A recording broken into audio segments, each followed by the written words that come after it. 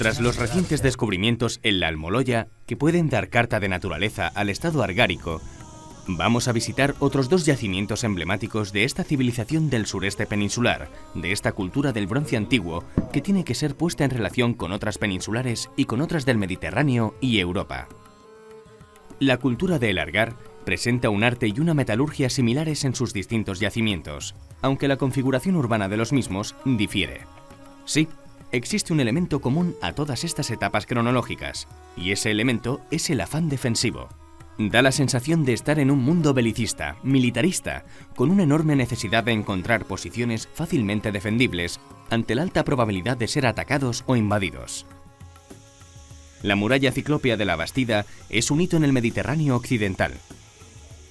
Hace unos 4000 años, los habitantes de esta zona de El Algar edificaron un verdadero bastión inexpugnable.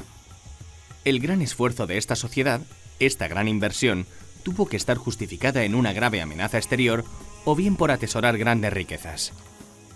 La enorme muralla se levanta sobre un desfiladero que potencia de forma natural la capacidad defensiva del enclave. Pero ese miedo, por así decirlo, estará fundamentado, esa es la primera cuestión. Y si está fundamentado, lo fácil es explicar el enemigo es poderoso.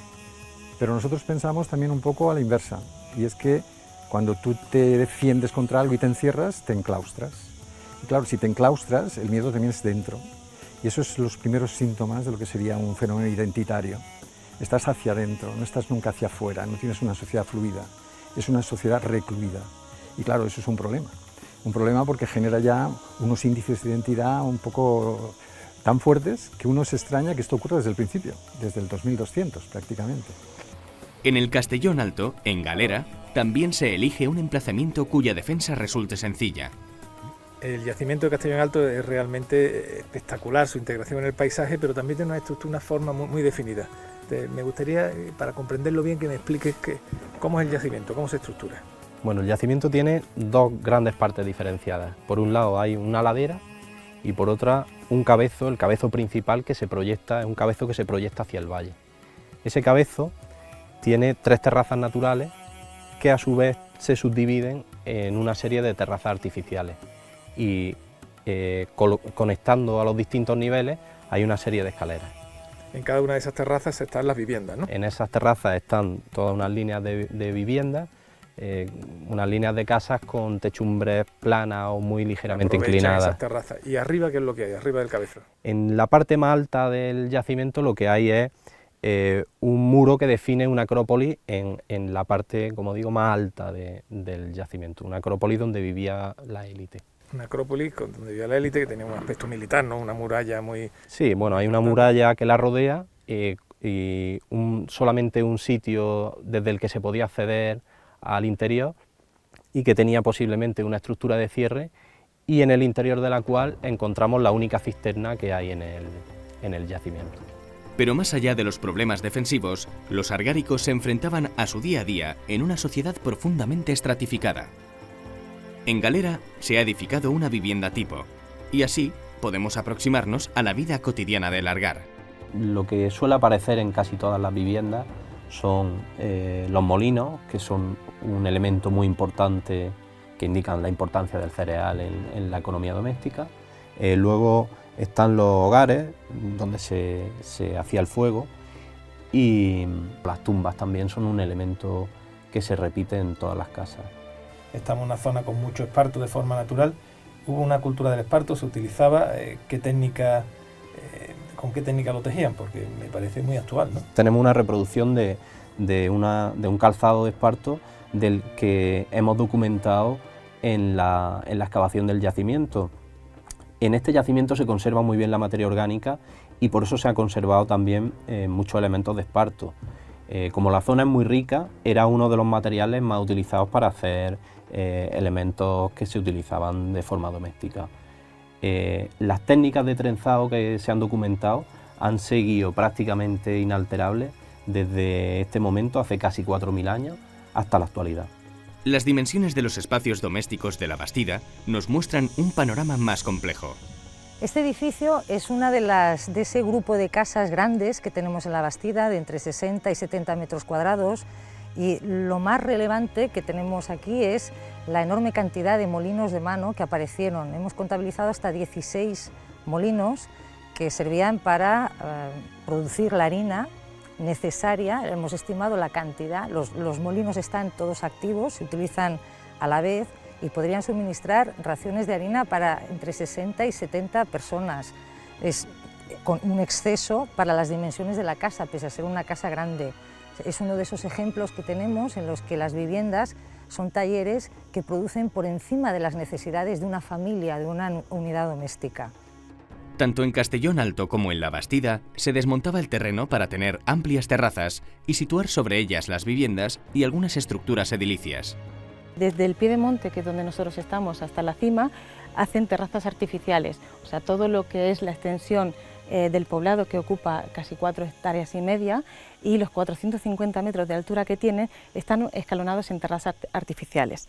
En estas terrazas lo que hacen es ir colocando sus casas de alto en bajo, y todo este cerro que veis está lleno y repleto de casas. Suelen estar pegadas unas a otras, pero a veces encontramos que para la distribución de estas habitaciones emplean pasillos y accesos, rampas de acceso. Las casas las hay de distintos tamaños y con distintas funciones. Tenemos casas pequeñas de unos 20 metros cuadrados y casas que llegan hasta los 90 metros cuadrados. En cuanto a las funciones, pues tenemos, por ejemplo, casas destinadas a viviendas solamente, espacios destinados a almacenes o talleres. Por ejemplo, todo este barrio que tenemos residencial son talleres especializados en la cerámica, en la metalurgia, talleres concretamente, por ejemplo, del trabajo del hueso, y donde nosotros nos encontramos ahora mismo en una casa, no es una casa, es un edificio que consideramos una gran sala de reuniones. Esta gran sala, pues como ven, está construida con grandes muros de piedra y encajados en el terreno, está un poco rehundida en el subsuelo. Hay que decir también, antes de nada... Sería un edificio público. Es un edificio público, sí, exacto. Esta gran casa es del año 2000 y convive con las primeras casas, eran pequeñas, de planta circular, que son las cabañas de postes de madera y barro, y curiosamente esta gran sala podemos considerarla como la primera arquitectura en piedra. Se puede ver que estas estructuras son de piedra, pero son piedras del Cabezo traídas del propio cerro, y dentro de los muros emplean los postes para darle mayor refuerzo. Podemos pensar que esta casa tenía una doble altura. Esta sala tiene similitudes con la gran sala de reuniones del cercano yacimiento de la Almoloya. La división social de la cultura argárica se observa en la vida y en la muerte, en la materialidad en definitiva. Desde el mundo calcolítico al mundo del Argar suceden una serie de transformaciones a nivel social. Pasamos de una visión colectiva, que sucedía en las sociedades calcolíticas, a una visión donde prima el individuo, porque a partir del 2200 un grupo pequeño de personas empiezan a, digamos, a controlar todo el tema de los recursos, los bienes de consumo. Y en base a este control ostentan el poder y llegamos a una sociedad de dominantes y dominados, donde empiezan a establecer unas normas de conducta y unas pautas a seguir, y eso queda claramente reflejado en el repertorio formal cerámico. En el calcolítico había una variedad mucho más amplia de formas. Sin embargo, vemos aquí en el Argar que las tipologías siguen unas pautas muy cerradas, muy herméticas, y siguen todos una normativa formal y de producción que están indicando no solamente que hay un grupo especializado en su producción, gente que se dedica exclusivamente a la producción cerámica, porque vemos que, a pesar de no conocer el torno, llegan a fabricar urnas de almacenaje como estas que tenemos aquí, capaces de albergar entre 200 y 300 litros. Eso está hablando de una capacidad tecnológica muy elevada. Y a partir de eso, el repertorio formal es muy hermético, como he dicho, basado en 8 formas estrictamente cerámicas. 8 formas que se basan en una pieza que es la pieza matriz de todo el repertorio formal, que es la unidad básica de racionamiento o el cuenco. En base a este cuenco, añadiéndole un pie, obtenemos, por ejemplo, una copa. Añadiéndole un tronco de cono, obtendríamos una olla como esta, y así sucesivamente. Algunas de estas piezas proceden de territorios externos al área en la que nos encontramos, de la zona central de Murcia. Podemos tener piezas procedentes del área de Almería, del área de Jaén o de Granada, o incluso del área del sur de Alicante. hay una transacción comercial, es una sociedad de tipo estatal que gestiona un amplio territorio y gran parte de los recursos que ellos obtienen se están abasteciendo a partir de otras zonas. Estas piezas serían propias de un ajuar funerario, tienen unos acabados excelentes, pero sin embargo cualquier tipo de las cerámicas que podamos encontrar en contextos funerarios generalmente también se utilizaban en contextos domésticos. En la cúspide teníamos un grupo de gente, en torno a un 10% de la población máximo. Los hombres se enterraban con armas, son exclusivas, no hay ninguna mujer enterrada con armas. En las épocas más antiguas alabardas, la época más reciente con espadas, y en un tipo de vaso cerámico muy específico que solamente salen en estas tumbas de élite, con las mujeres también.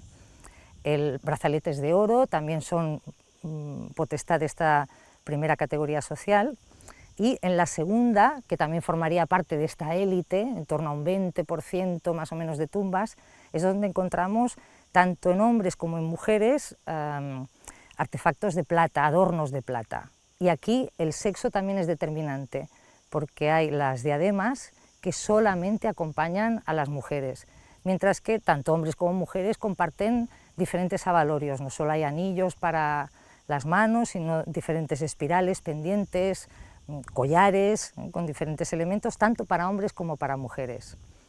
La tercera categoría social, que serían este grupo intermedio, como una especie de ciudadanía de pleno derecho, tenemos a los hombres, se entierran exclusivamente con hachas, les acompaña también un puñal o cuchillo, mientras que las mujeres tienen ese mismo puñal o cuchillo, pero exclusivamente ellas un punzón. El punzón puede aparecer también en la primera y en la segunda categoría social, y aparece, y esto es muy interesante, en mucho mayor número en tumbas femeninas, la presencia de este punzón que marca la categoría intermedia, un número mucho más nutrido de tumbas que de hombres con hacha. Después de estas tres categorías sociales tenemos tumbas, la cuarta, que tendrían algún objeto cerámico o algún elemento metálico, y las de la quinta, que pensamos que pueden ser incluso gente dependiente en un régimen, quizá incluso de esclavitud, que no tienen nada en las tumbas, carecen de ajuar. Tal vez en estas sociedades existió el derecho sucesorio, la herencia. Una de las cosas interesantes que tienen los ajuares es que nos demuestran que existía herencia. La propiedad se transmite hereditariamente, y los ajuares significados como femeninos son mucho más numerosos y a una edad mucho más temprana, en torno a los 6 años, que los ajuares que podríamos decir masculinos.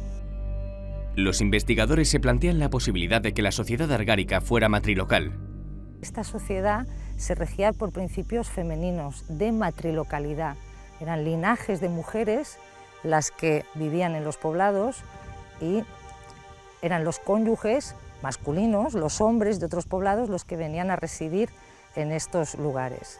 Como todo ente, como toda civilización, el Argar fue perdiendo su esplendor para acercarse a su ocaso. ¿A qué problemas se enfrentó? ¿Tuvo la salud pública algo que ver? ¿Cómo crees que finaliza la vida en la Bastida? Este tipo de urbanismo tiene una serie de consecuencias que recaen directamente sobre la población, y es que si bien estas casas, el hecho de estar juntas en invierno pues mantienen el calor, y en verano el hecho de que los muros están hechos de piedra pues son bastante más frescas. Pero por otro lado, el hecho de no tener, por la falta de higiene, no tener alcantarillado para evacuar todas estas aguas residuales, y el hacinamiento, o sea, toda la aglomeración de esta gente provoca que se cree un caldo de cultivo en el que las enfermedades infecciosas proliferen, y de hecho la principal causa de mortandad en esta sociedad argárica eran este tipo de enfermedades. La esperanza de vida al nacer difícilmente, así en términos absolutos, superaría los 30-35 años. A veces cuando hablamos de esperanza de vida pensamos en longevidad, pero no es lo mismo. Había gente muy longeva, 70, 80 años podrían alcanzar, pero la esperanza de vida al nacer quedaba condicionada por una mortalidad infantil altísima. Y una de las cosas interesantes en la Bastida que estamos viendo gracias a unos análisis químicos que hacemos en los huesos, es que el periodo, en la fase final de largar, el destete de las criaturas se hacía muy temprano, antes de culminar el año. Eso hacía que el periodo fértil fuera mayor porque la menorrea posparto quedaba paralizada con el destete, entonces se tenían más hijos, pero a medida que progresaba este sistema de alimentación precario basado en el monocultivo de la cebada, las mortandades que estamos viendo, documentando en las casas, de la población infantil es tremenda. Mala dieta, estados carenciales, tenemos documentados problemas de anemia bastante graves, unos casos que estamos intentando afianzar, yo creo que los tenemos bastante claros ahora, de escorbuto, la dieta monótona, poco variada, y luego eso en el apartado infantil sobre todo sería bastante grave. En la población adulta e infantil por igual, infecciones. El tratamiento de las aguas y la alimentación pueden encerrar algunas respuestas. En La Bastida se ha excavado una gran estructura hidráulica. Se trata de una balsa con una capacidad de 400.000 litros, para cuya construcción aprovecharon una vaguada natural del terreno, la excavaron un poquito más, impermeabilizaron el fondo con estas arcillas que utilizan en todas sus obras arquitectónicas, colocaron un dique en el extremo para cerrar el paso de las aguas. Este dique tiene 21 metros de largo, casi 2 metros de altura y 4,5 de anchura, es una obra muy potente, y en un momento avanzado de su uso, esto sucedió en torno al 2000 más o menos, pues un par de siglos después la ampliaron en dirección este, construyendo estas gradas que veis, que también están impermeabilizadas con estas arcillas amarillas. Se trata de la obra de ingeniería hidráulica más grande que conocemos en estos momentos en Europa. Una obra como esta es singular porque lo que se hacía aquí era recoger agua de lluvia, pero no solo de la que caía del cielo, sino que se recogía de lo que llovía pendiente arriba. Entonces lo interesante es que el entramado urbanístico recogía el agua, impedía que hubiera arrolladas por la fuerte pendiente que había, redirigía el cauce del agua hasta llegar aquí y de alguna manera la limpiaba. El agua almacenada se emplearía para consumo humano y otras necesidades, aunque en el periodo de mayor apogeo del poblado resultaría insuficiente. La muerte en el Algar tenía que ver con las infecciones y con la desnutrición. Los problemas de salubridad que estamos viendo en los momentos finales del Algar son enormes. Aquí tenemos un problema porque son pocas las enfermedades infecciosas que podemos saber su etiología, por ejemplo la tuberculosis o la lepra o la sífilis son de las más famosas, pero luego tenemos un amplio espectro de enfermedades infecciosas que no podemos diagnosticarlas con precisión, pero que se cebaron en la población que vivía aquí. Y probablemente parte de estas infecciones tendrían que ver con la calidad del agua que bebían. La manera de enfrentarse al mundo de los muertos deja abiertas bastantes incógnitas en el Algar. Las tumbas están dentro de cada casa y esto responde a una necesidad de adscribirse a un linaje, que en este momento es muy importante el linaje al que pertenece. En algunas tumbas lo que hay es una reutilización de las mismas, ¿no? Se ha enterrado primero un individuo y cuando ha muerto otro, lo que hacen es que o bien sacan los huesos y meten el siguiente y estos huesos los esparcen por encima, o bien los mueven hacia el fondo de la tumba y meten el nuevo muerto en la tumba. En los enterramientos se introducen toda una serie de elementos. Por un lado, elementos de adorno personal, cerámicas que en muchos de los casos están fabricadas exclusivamente para poner dentro de las tumbas, y en algunos casos algunas de estas también contienen comida o bebidas. En el Algar, ¿cuáles son las tipologías de tumba, de sepultura que encontramos? En este yacimiento en concreto hay covachas excavadas o bien en el suelo o bien en las paredes traseras de las casas. Hay algunas tumbas infantiles en urna de cerámica, y luego hay otro tipo de covachas que son dentro de una fosa. Aunque en otros yacimientos de esta cultura hay también tumbas en cistas, que son unas cajas de piedra, o en vasijas hay enterramientos de adultos, pero en vasijas bastante más grandes que las que encontramos en este yacimiento en concreto, que son solamente para enterramientos infantiles.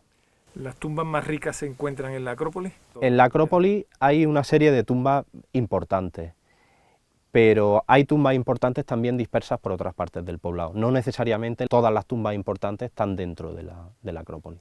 En esta casa se encontraron 3 enterramientos y los 3 son excepcionales.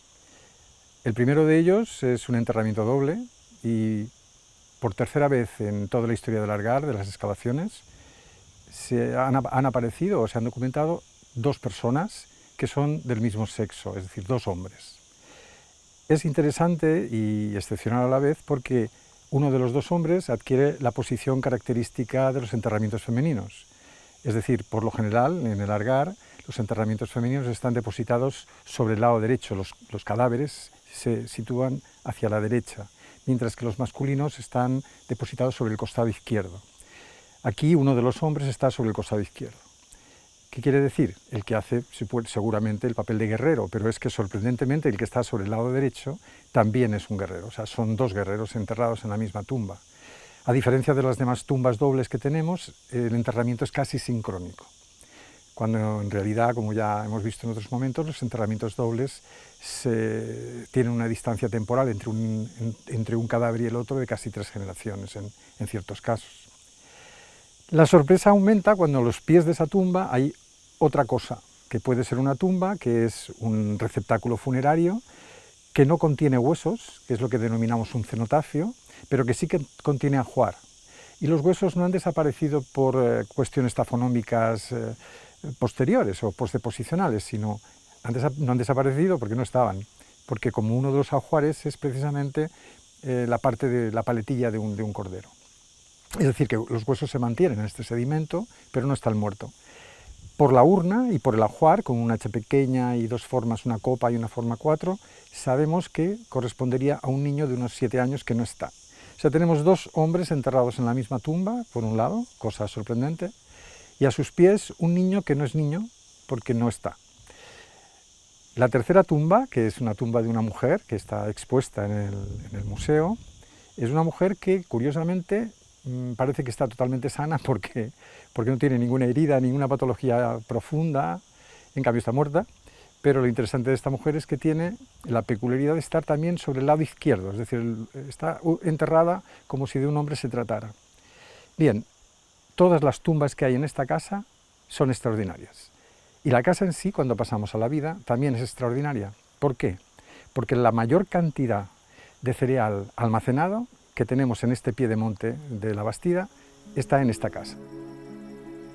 Las condiciones peculiares del ambiente en Galera permitieron que una momia llegara hasta nosotros en bastante buen estado de conservación. En la momia de Galera se han conservado restos de tejido corporal, de la cabellera y textiles. Tras su descubrimiento en 2002, supuso un hito en la investigación del mundo argárico. El hombre, de unos 28 años de edad, presentaba evidencias de haber realizado un trabajo duro, de gran exigencia física. En su ajuar, además de 4 piezas cerámicas, se observan una azuela con mango de madera y un puñal. Un niño de unos 4 años fue exhumado y colocado junto a este hombre de Galera, que es uno de los grandes iconos de El Algar. Tras El Algar, la edad del bronce continúa, y la presencia militar parece que también. Las llamadas estelas de Guerrero o del suroeste así parecen indicarlo. Con textos escritos, este periodo no sería tan diferente ni tan inquietante. Los arqueólogos y antropólogos tienen que ir creando un mosaico que aún presenta muchas zonas oscuras. El estudio comparado de todos los yacimientos argáricos terminará por aclararlas. Es solo cuestión de tiempo.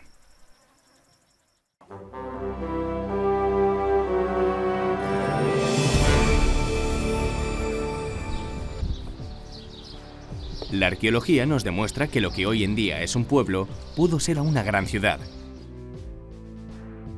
El devenir histórico otorga momentos de esplendor y de decadencia. Un lugar puede ser codiciado por su posición estratégica o por poseer un recurso natural y con el paso de los años queda fuera de los círculos de influencia. Así se ve en muchos pueblos de España y en muchas ciudades que hoy son yacimientos. Cuando el lugar en cuestión ha sido abandonado, la tarea de los arqueólogos es más sencilla. En cambio, si los restos que se persigue descubrir están bajo un pueblo o ciudad, las intervenciones arqueológicas pueden suponer un profundo cambio en el paisaje urbano. A unos 20 kilómetros de Málaga, en el tramo final del Valle del Guadalhorce, Cártama presenta un caso de intervención arqueológica en pleno centro urbano. Aquí la arqueología tiene una amplia tradición. Las primeras excavaciones se realizaron en el siglo XVIII. Esa primera se inicia en 1747 y concluye en 1751-52. Ahí se excavó 2/3 partes de lo que aquí en la localidad es la Plaza del Pilar Alto y se documentó restos de una terraza que presidía el foro con un templo y también aparecieron pues, restos de escultura, el conjunto que se conoce como las matronas sedentes. En este solar, que ocupa parte de lo que fue el viejo consistorio, se han detectado 3 niveles cronológicos diferentes. El primero se corresponde con el inicio de la Edad de Hierro. En las excavaciones que hemos realizado en la plaza, sabemos que los restos arqueológicos más antiguos que tenemos ahora mismo son de la Edad del Bronce Final y Hierro Antiguo, en torno al siglo VIII antes de nuestra era. Lo que hemos podido documentar es restos de cabañas. Además de esos restos, también hemos constatado el poblado en otros 2 puntos distintos. Entonces sabemos que se extiende un poblado anterior a lo que fue la ciudad ibérica de un mínimo de 7 hectáreas. Lo que más llama la atención de todo el corte es una muralla ciclópea fechada inicialmente en el siglo III a.C. Su gran potencia y elaborada ejecución llevan a los investigadores a pensar que tal vez fue la base de una acrópolis dentro de un contexto ibero con influencias orientales. Es una muralla que se construye en el siglo III a.C., en el contexto de las guerras púnicas. Lo que barajamos es que podría tratarse de la acrópolis de la ciudad ibérica. Lo que nos induce a esa hipótesis es la propia característica, un muro que se construye con un carácter oficial, el estilo helenístico de las grandes ciudades del Mediterráneo, y por un lado, y por otro el hecho de que en época romana, eso sí lo sabemos, y es que en la terraza de arriba se desarrolló el foro. Esta es la muralla que se construye, por ejemplo, en las murallas de Cartago. Cártama, frente a lo que se pensaba anteriormente, que era un oppidum situado en el cerro, la apariencia que tiene hoy en día con las murallas medievales, pero sin embargo no. Cártama, sabemos que en el cerro también hay restos arqueológicos de época ibérica, pero lo que hemos descubierto es que la ciudad se extiende al pie de ese cerro. El mundo romano dejó su huella. Uno de los casos más curiosos es el de un epígrafe que se conserva dentro del cementerio municipal. Hace referencia a la familia Prócula, y esto ha servido para hacer todo tipo de especulaciones sobre un posible origen local de la mujer de Poncio Pilatos, la célebre Claudia Prócula, aunque parece ser que el apellido Prócula o Próculo era frecuente por todo el territorio imperial. En Cártama han aparecido otras piezas del mundo romano. Unas exquisitas miniaturas de cristal nos dan la dimensión de los artesanos que trabajaron en la región o de las personas que las encargaron y las compraron. En la gran intervención, junto a la iglesia, han aparecido estructuras romanas y otros restos muy interesantes. El edificio que pudimos documentar es un edificio revestido de mármol, tanto la solería como la tribuna absidada que tiene, y es un edificio que, bueno, sabemos que tenía 30 metros de longitud y el interior algo más de 9 metros. Tiene mucha mayor dimensión de lo que era, por ejemplo, la habitación de un templo, como podemos ver en Baelo Claudia o en cualquier ciudad romana de esta época, que la longitud era en torno a 10 metros. El hecho de que tengamos un edificio de 30 metros de longitud por 9 de ancho te está indicando que es uno de los grandes edificios del foro. Y por paralelos con las ciudades romanas que tenemos documentadas, por ejemplo aquí en la Bética, pues apunta a que ese gran edificio, con una estancia diáfana, no compartimentada, pues todo apunta a que podría tratarse de la basílica. En Cártama se ha apostado por la arqueología. Ojalá muchos pueblos y ciudades sigan su ejemplo.